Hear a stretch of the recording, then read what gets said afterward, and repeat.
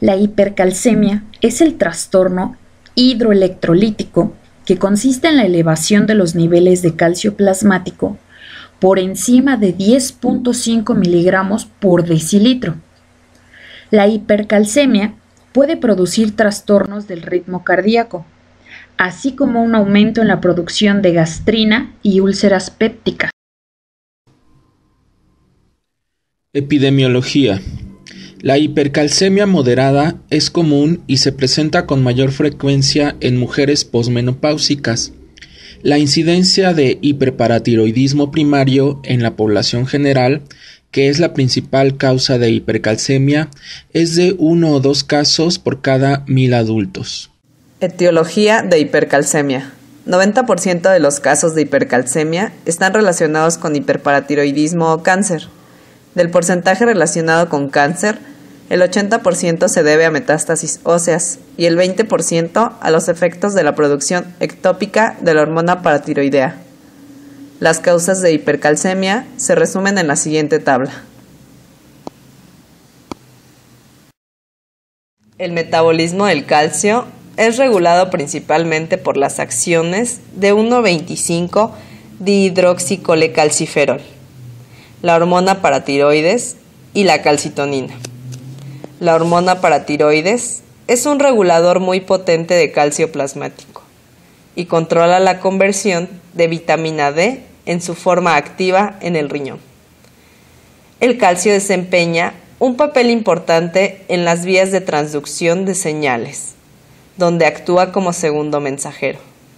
El mantenimiento de los niveles sanguíneos de calcio requiere la acción de al menos 2 hormonas que ejercen efectos sobre 3 órganos. La hormona paratiroides, que es secretada por la glándula de igual nombre, posee una vida media, hablamos de minutos. Determina variaciones de calcio extracelular a través de sus efectos en el riñón y en el esqueleto es responsable de la circulación minuto a minuto de las variaciones finas de los niveles de calcio. Regula la resorción de calcio desde el hueso, la reabsorción en el riñón hacia la circulación y aumenta la activación de la vitamina D3 a calcitriol. Este último promueve la absorción de calcio desde los intestinos y la movilización de los iones desde la matriz del hueso, ejerciendo una acción prolongada e influye en el mantenimiento del equilibrio del calcio a largo plazo.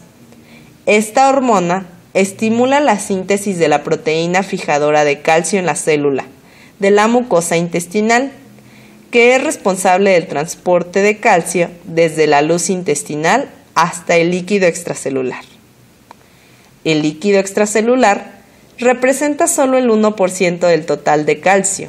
La mitad de este se encuentra fijado a la proteína albúmina. El riñón filtra de 5 a 7 gramos de calcio por día. Un 96 a 98% de calcio filtrado es reabsorbido. Siempre existe una pérdida de calcio a nivel renal. Este órgano convierte la vitamina D en calcitrol, una forma activa que es más efectiva para la absorción intestinal, mismo que representa el tercer sitio donde se desarrolla el flujo y la homeostasis de calcio. La liberación de calcio desde el hueso está regulada por la tiroides. La vitamina D es importante para la absorción intestinal de calcio, ya que incrementa el número de proteínas enlazadoras de calcio involucradas en la absorción a través de la membrana apical del enterocito en el intestino delgado. La fisiopatología de la hipercalcemia es principalmente desencadenada por un hiperparatiroidismo primario y el cáncer, quienes representan el 90% de los casos. Ocurre como resultado del incremento de la carga filtrada de calcio a pesar del estímulo de la reabsorción renal que se ejerce sobre la PTH. Es autosómico dominante, caracterizada por la hiperfunción de la paratiroides, por descenso de la sensibilidad de calcio extracelular. Las mutaciones inactivadoras del gen receptor sensible al calcio en el cromosoma 3Q son la causa principal de este trastorno, provocando una secreción mantenida de PTH. Hay secreción excesiva de la hormona misma que aumenta el calcio plasmático en minutos, aumentando la reabsorción renal, intestinal y ósea. Signos y síntomas de hipercalcemia. A nivel del sistema nervioso central vamos a encontrar desórdenes mentales, dificultades cognitivas, ansiedad, depresión, confusión, estupor y calcificación corneal. A nivel del sistema neuromuscular tenemos fatiga, cansancio muscular, mialgias, descenso de la función de músculos respiratorios y laxitud articular. En el sistema renal podemos encontrar nefrolitiasis, diabetes insípida nefrogénica, deshidratación, nefrocalcinosis. En el sistema gastrointestinal tendremos presente a las náuseas, vómito, anorexia, estreñimiento, dolor abdominal, pancreatitis y úlcera péptica. En el sistema esquelético vamos a encontrar que habrá dolor óseo, artritis, osteoporosis, fibrosis quística, resorción superperióstica, quistes óseos. En el sistema cardiovascular podremos encontrar a la hipertensión arterial, las calcificaciones vasculares, la calcificación miocárdica, la hipertrofia miocárdica, el acortamiento del intervalo QT y las arritmias cardíacas. Entre otros de los signos y síntomas de la hipercalcemia, podremos encontrar a la queratitis, la conjuntivitis, la anemia normocítica, normocrómica, gota o pseudogota. Para diagnosticar hipercalcemia hay que constatar en 2 o más ocasiones un valor de calcemia superior a 10,5 mg/dl, o cuando hay manifestaciones clínicas evidentes, con detectar una única determinación elevada es suficiente. Ante la sospecha diagnóstica y una vez descartadas falsas hipercalcemias, debemos realizar una historia clínica con una anamnesis dirigida a buscar las causas probables de la hipercalcemia. Efectuamos una exploración física general en donde no faltará la toma de tensión arterial y frecuencia cardíaca, valorar los niveles de conciencia y el estado muscular. Un estudio de bioquímica sérica con sodio, potasio, cloro, urea, creatinina, proteínas totales, así como gasometría, hemograma con recuento y fórmula. También solicitaremos radiología de tórax y de abdomen y una electrocardiograma. El tratamiento de la hipercalcemia está dirigido a la causa de la hipercalcemia cuando ésta sea posible. Ahora, vamos a definir que hay distintos tipos de hipercalcemia. La hipercalcemia leve y grave. Además, las personas con hiperparatiroidismo primario pueden necesitar cirugía para extirpar la glándula paratiroides anormal. Realizando esto, se curará la hipercalcemia. Ahora hablemos de las personas con hipercalcemia leve. Estas se pueden vigilar cuidadosamente su afección durante un tiempo, pero las personas con hipercalcemia grave, la cual causa síntomas y requiere hospitalización, se van a tratar con lo siguiente: calcitonina, diálisis, diuréticos como furosemida, fármacos que detienen la descomposición y absorción de los huesos por parte del cuerpo, como el pamidronato o el etidronato. Ambos son de la familia de los bisfosfonatos. Líquidos administrados a través de una vena, o sea, líquidos intravenosos. Este es el tratamiento más importante. Glucocorticoides, de la familia de los esteroides. La hipocalcemia es el trastorno hidroelectrolítico consistente en la disminución de calcio sérico menor a 8.5 miligramos sobre decilitro, y calcio iónico menor a 4.75 miligramos sobre decilitro. El calcio es importante para tener huesos y dientes saludables y para el normal funcionamiento de músculos y nervios. Los niveles normales de calcio en sangre se mantienen a través de la acción de la hormona paratiroidea, los riñones y los intestinos. En la práctica, la hipocalcemia se presenta con menor frecuencia que la hipercalcemia y con igual incidencia en ambos sexos, aunque esta es variable. En la infancia se debe a deficiencias nutricionales y en la edad adulta principalmente a falla renal. En adultos es más frecuente en mujeres que en hombres, con un cociente de casi 3:1. A modo de resumen, se podría decir que el calcio en sangre puede estar bajo. Esto puede suceder por dos motivos.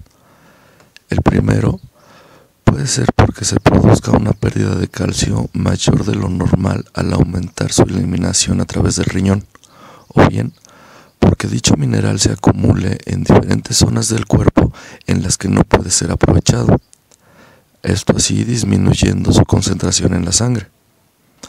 El calcio puede precipitar y acumularse tanto dentro como fuera de los vasos sanguíneos. El segundo motivo por el que el nivel del calcio en sangre puede ser bajo es por una falta de aporte al organismo. Esto puede darse no solo por un consumo deficiente de calcio o de vitamina D, sino también enfermedades en las que se afecta a la glándula paratiroides, que es la que se encarga de regular el metabolismo del calcio en el organismo. Cuando la pérdida de calcio ocurre desde la circulación sanguínea, se refiere a que la precipitación del mismo ocurre fuera de los vasos sanguíneos. Esto puede ser causado por las siguientes afectaciones. La primera es la hiperfosfatemia aguda, que es la elevación en sangre de los niveles de fósforo. También puede ser por insuficiencia renal o la administración de niveles de fosfato. El rhabdomiólisis es la enfermedad producida por necrosis muscular que provoca la liberación a la sangre de sustancias que en condiciones normales se encuentran en el interior de las células, que son compuestas por el tejido muscular. La lisis tumoral, que es la liberación masiva a la sangre de determinadas sustancias, entre las que se encuentra el fósforo. Como consecuencia de la muerte de células tumorales, es una de las posibles complicaciones que puede conllevar la quimioterapia. La pancreatitis aguda, que es obviamente la inflamación del páncreas. También puede ocurrir por metástasis ósea por determinados tumores. Esto puede ser cáncer de mama o cáncer de próstata. El síndrome de los huesos hambrientos se caracteriza por la aparición de niveles bajos en sangre de calcio, fósforo y magnesio. Se debe a un aumento brusco de la mineralización del hueso y aparece típicamente en aquellos pacientes en los que se ha extirpado mediante cirugía la glándula paratiroides, que, como ya lo hablamos, es la que regula el metabolismo del calcio y del fósforo. La precipitación del calcio dentro de los vasos sanguíneos se debe a que las sustancias quelantes del calcio libre, algunas sustancias pueden actuar como quelantes del calcio, y es decir, que se unen a este y forman compuestos que se depositan en el interior de los vasos sanguíneos. De este modo, la cantidad de calcio libre en sangre disminuye, produciéndose la hipocalcemia. También puede ocurrir por pérdidas de calcio a través del riñón. Esto por el uso de determinados fármacos diuréticos. En el caso del hipoparatiroidismo, en donde la secreción de la PTH es deficiente, la función de la PTH sobre el hueso y el riñón no funciona correctamente. La resorción ósea y la liberación de calcio desde las reservas del esqueleto son reducidas. La resorción del calcio tubular está dañada y existe una carga baja de filtración. La hipocalcemia, la excreción urinaria de calcio es baja. Ante la falta de la acción de la PTH de fosfato es reducida, causando comúnmente la hiperfosfatemia. La acción de la deficiencia de PTH evita que la hiperfosfatemia y renal de 1,25 OH2D. Los bajos niveles circulantes de 1,25 OH2D son el resultado en una disminución de absorción intestinal de calcio y la disminución de la resorción ósea. La hiperparatiroidismo funcional se caracteriza por una disminución en la entrada del calcio en el líquido extracelular del hueso, el riñón y el intestino, asociada con hipocalcemia e hiperfosfatemia. En los casos de deficiencia de vitamina D o la pérdida de la sensibilidad de la vitamina D, la absorción del calcio intestinal también es alterada.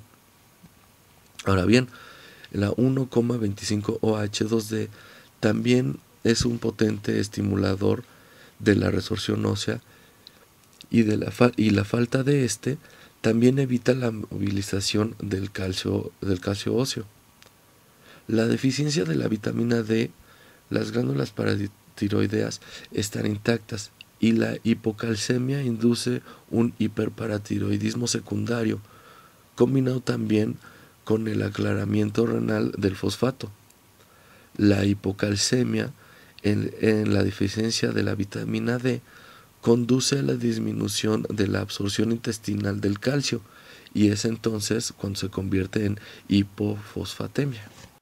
Los signos y síntomas de hipocalcemia se asocian a un espectro de manifestaciones clínicas que van desde asintomáticos o con pocos síntomas cuando es leve, a convulsiones, falla cardíaca refractaria o laringoespasmos cuando es severa.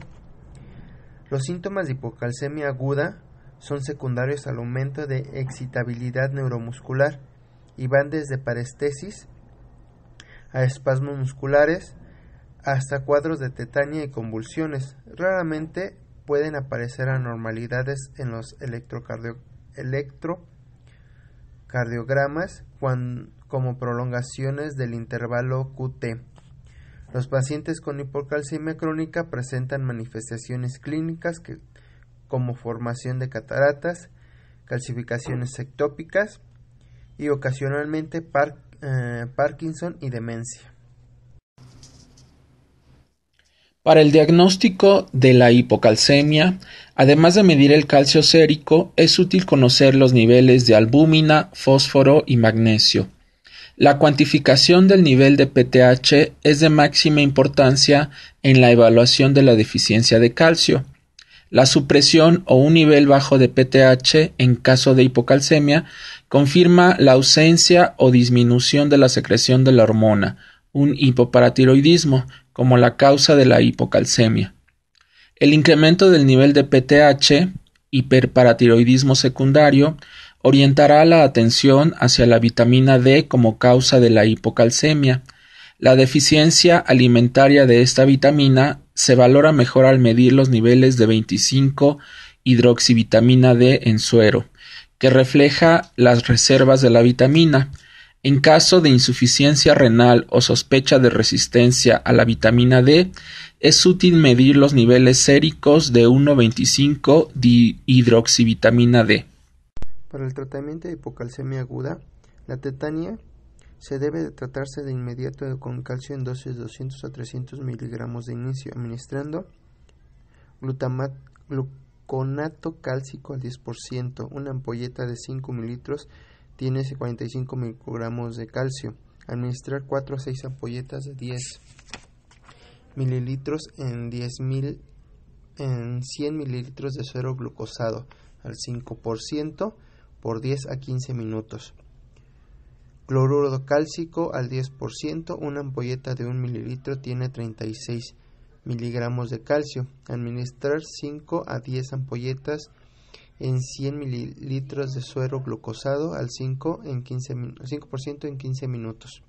Si no hay respuesta, pensamos en hipomagnesemia asociada. Administrarán 1 o 2 gramos de sulfato de magnesio en 20 minutos.